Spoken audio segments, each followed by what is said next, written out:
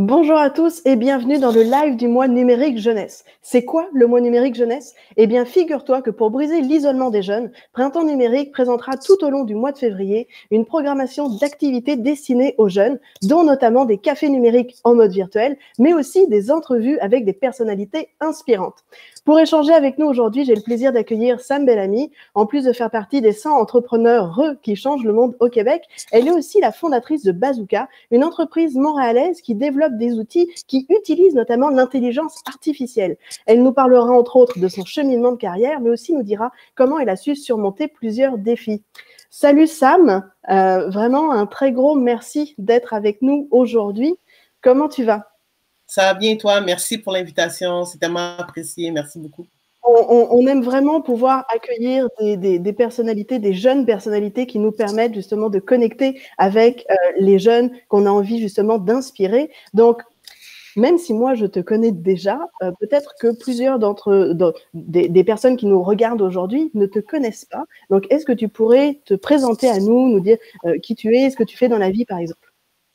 Donc, comme vous savez, mon nom c'est Sam Bellamy. Je suis la fondatrice de Bazooka. Bazooka, on est une organisation de Montréal, 100% montréalaise qui développe des outils technologiques qui utilisent l'intelligence artificielle. On a deux produits qu'on vend depuis très peu. On a Bazooka App, l'application qui permet la meilleure gestion des stagiaires pour les organisations. Et on a Elis aussi, qui est tout nouveau, notre bébé, qui permet une meilleure sélection des CV. Avec l'intelligence artificielle, on arrive à faire des sélections de candidats moins biaisés pour les entreprises. Qu'est-ce que ça prend concrètement comme équipe techno pour justement réussir à faire ça? Là, tu sais, on entend parler de CV, de placement de stage, mais c'est quoi ce qu'il y a en arrière, ce qu'on ne voit pas? Ce qu'il y a en arrière, c'est une équipe de développeurs. On est une équipe de 8 maintenant, on sera bientôt 9. Développeurs, des chefs de produits, donc des gens qui programment, des gens qui se prennent en charge les projets qu'on a à l'interne, des gens qui travaillent sur notre impact social aussi, les relations avec nos fournisseurs, avec nos collaborateurs. Évidemment, tout ce qui est administration, côté juridique, les contrats de vente et la comptabilité, la finance, le financement. Donc, il y a beaucoup de choses dans une entreprise. Donc, c'est à peu près les mêmes bases que n'importe quel type d'organisation, mais ce qui nous différencie vraiment, là, c'est l'aspect technologique qui est vraiment fort. Moi, je trouve ça vraiment extraordinaire comme entreprise de voir justement que une entreprise technologique peut avoir une mission aussi forte que la vôtre. Est-ce que ça a toujours été limpide pour toi de savoir que tu vas travailler dans l'univers des technologies? Quel a été ton parcours pour arriver jusque-là? Comment, en fait, t'es rendu à fonder Bazooka? Moi, la dernière chose que je pensais dans ma vie, c'était que j'allais me lancer dans le domaine des technologies. En fait, j'ai vraiment un parcours, comme on dit, super atypique. J'étais pas né pour ça à la base. Donc, moi, j'ai commencé mes études au collège Dawson. Je suis très fière d'avoir été à cette école-là. J'ai eu beaucoup de fun. Et j'ai étudié en graphisme. Moi, parce que probablement que j'aurais changé complètement de programme si j'avais pas attendu à la fin. Donc, j'étais à la fin, je l'ai fini, tant bien que mal. Et ensuite, j'ai été travailler dans des domaines connexes à la comptabilité, dans des grandes organisations, des petites, en administration en général. Et finalement, à un moment donné, je me suis lancée en affaires très tôt aussi dans mon parcours. Donc, j'étais dans la restauration, dans la gestion de bars, spectacles. Et pour me retrouver avec mon garçon qui a maintenant 8 ans et à me demander qu'est-ce que je devrais faire de ma vie parce que la restauration, c'est très demandant en termes d'heures. Et j'avais plus autant de temps à mettre avec un enfant à charge. Donc, j'ai décidé d'aller vers l'enseignement. Donc, j'ai étudié aussi en éducation, en enseignement. J'ai enseigné pendant 7 ans. J'ai été directrice d'école aussi après. Et c'est là que j'ai vu qu'il y avait vraiment un besoin pour la gestion des stages pour Bazooka App, qui est la première application qu'on commercialise maintenant aux écoles. Et c'est ainsi de suite. Et c'est devenu le cœur de l'entreprise. Et on avait comme mission déjà dès le départ d'aider ceux qui n'ont pas de réseau de contact à trouver leur première chance à l'emploi par les stages.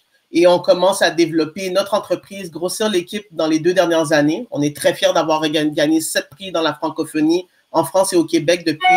Et maintenant, on est une belle petite équipe qui travaillons aussi sur Elis. Elis qui est en version bêta et qui permet avec l'intelligence artificielle et notre grille de scientifiques de données et de chercheurs de vraiment faire une différence encore plus grande qu'est-ce qu'on fait avec Bazooka, mais vraiment de permettre à tout le monde, peu importe leur origine, leur couleur, leur religion, leur genre, de pouvoir avoir une chance égale à l'emploi comme n'importe qui. Donc, vraiment, la mission est au cœur de toutes nos décisions et nos partenariats aussi sont faits en fonction de ça. Puis, chaque jour, on adore ça, on s'amuse. Donc, rien ne me destinait à une carrière en technologie et c'est possible de se lancer en techno, même si on n'a pas d'études dans le domaine. Donc, ça, c'est important de savoir que vous avez vu, mon parcours est vraiment différent des programmeurs habituels qui se lancent dans la technologie. Ce n'est pas une nécessité. Après ça, j'ai été faire une maîtrise en administration des affaires. Je fais un doctorat en éducation maintenant. Et rien n'est impossible, en fait. Donc, dès que vous avez une idée qui vous intéresse et que ça demande la technologie, c'est l'avenir. La technologie va nous entourer et nous entoure déjà de façon extraordinaire, ben, de sauter sur l'occasion. Donc, que vous soyez avocat, vous voulez vous lancer en technologie, c'est correct. Il y a toujours moyen de pouvoir réaliser ses objectifs de carrière avec la technologie, peu importe de la formation qu'on a eue avant. Donc, ça, c'est le meilleur conseil que je vous donnerais.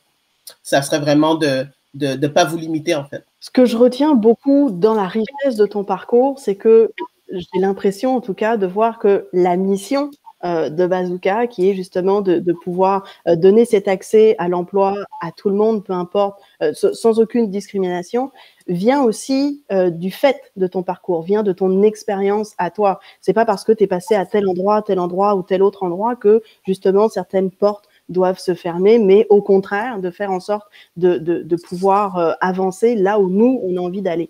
J'imagine qu'avec un parcours comme le tien, même s'il est très riche, très diversifié, tu as dû faire face à certains défis à un moment ou à un autre. Donc, tu sais, tu parlais notamment du défi qu'on peut avoir parfois avec nos parents qui, pour eux, ont peut-être déjà une ligne toute tracée pour notre avenir, pour notre carrière, etc., qui ne nous convient pas toujours, qui ne nous correspond pas toujours. Mais à l'intérieur de ces défis-là, est-ce qu'il y a quelque chose qui t'a permis de t'accrocher? Est-ce que tu as rencontré des défis et qu'est-ce qui t'a permis peut-être de t'accrocher ou de continuer d'avancer?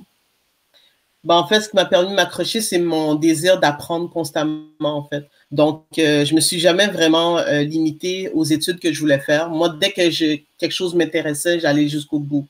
Donc, même si mes parents n'étaient pas trop d'accord avec le domaine des arts, j'ai fait ce que j'avais à faire au niveau de l'administration, de la comptabilité. Je leur ai comme apporté le diplôme. Là. Dès que j'ai gradué, moi, j'ai mis ça dans une enveloppe puis je leur ai envoyé direct, là, juste pour vous dire à quel point ça ne m'intéressait pas trop. Mais je veux dire, j'ai toujours voulu apprendre. Donc, j'étais intéressée, j'étais curieuse et j'adore apprendre. Donc, moi, vu que j'ai certaines difficultés d'organisation dues à mon TDAH et ma dyslexie, ben, ça fait en sorte que j'ai besoin d'un cadre scolaire pour évoluer et apprendre, mais rien ne m'aura empêché vraiment d'apprendre à la bibliothèque, sur Internet, lire des livres, s'intéresser aux gens, discuter avec les gens, être ouvert aux idées des autres. C'est vraiment ça qui m'a donné le goût de continuer mes études et de pouvoir créer des nouvelles idées, me lancer dans le vide comme ça, c'est vraiment ça. Donc, je te dirais que d'avoir fait mes bases scolaires, de peu ce que mes parents voulaient un peu, puis de continuer la communication avec eux, puis leur montrer que j'étais là pour apprendre et évoluer. Et je pense que c'est vraiment dans la communication qu'on peut démontrer, et notre rigueur au travail aussi, qu'on peut démontrer à notre famille qu'on est sérieux dans notre démarche, puis qu'on veut vraiment réussir. Et que peu importe ce qui se passe, on n'abandonnera jamais. Je pense que c'est vraiment la crainte qu'on abandonne ou qu'on finisse pas quelque chose. Donc, dans le moment où est-ce qu'on termine quelque chose, qu'on s'organise pour, c'est sûr que nos actions vont parler de nous-mêmes. Donc, de ne pas trop s'inquiéter. Puis nos parents nous aiment. À la fin de la journée, ils veulent qu'on réussisse, qu'on gagne notre vie, qu'on s'installe. Mais c'est pas obligé que ça soit de la même façon que eux le veulent. Puis je pense que, comme je l'ai dit, la communication, là, c'est vraiment la clé du succès, là. Donc, c'est ça qui m'a aidé beaucoup. Ma créativité, mon désir d'apprendre et ma communication avec ma famille qui m'a aidé à passer à travers tout ça. Dans tous les cas, peu importe où tu es passé, tu as appris quelque chose, puis ça te donne un bagage supplémentaire que tu pourras réutiliser à un moment ou à un autre. Exact. Est-ce que tu as une citation favorite qui te permet de te motiver ou que tu pourrais peut-être nous partager aujourd'hui? Ben, en fait, la citation que je préfère le plus, c'est comme un unknown auteur. Ben, en fait, c'est va où est-ce qu'il n'y a pas de chemin de fer et crée-en un. C'est-à-dire, où est-ce qu'il n'y a pas de route, ben fais-en, fais ta propre route à toi. Donc, pas obligé de suivre la route de quelqu'un d'autre. Moi, j'ai grandi et j'avais pas nécessairement un modèle que je voyais à la télé ou dans mon entourage, des gens que je me disais, j'avais envie d'être comme cette personne-là, mais ça m'a pas limité. C'est pas parce que ça n'existe pas que ça ne peut pas exister grâce à vous. Donc, vous existez, c'est tout ce qui compte à la fin de la journée. Donc, si vous voulez le faire, vous allez le faire. Et si la route n'est pas tracée, faites-la la route et marchez dessus et faites la place pour les autres derrière vous plus tard.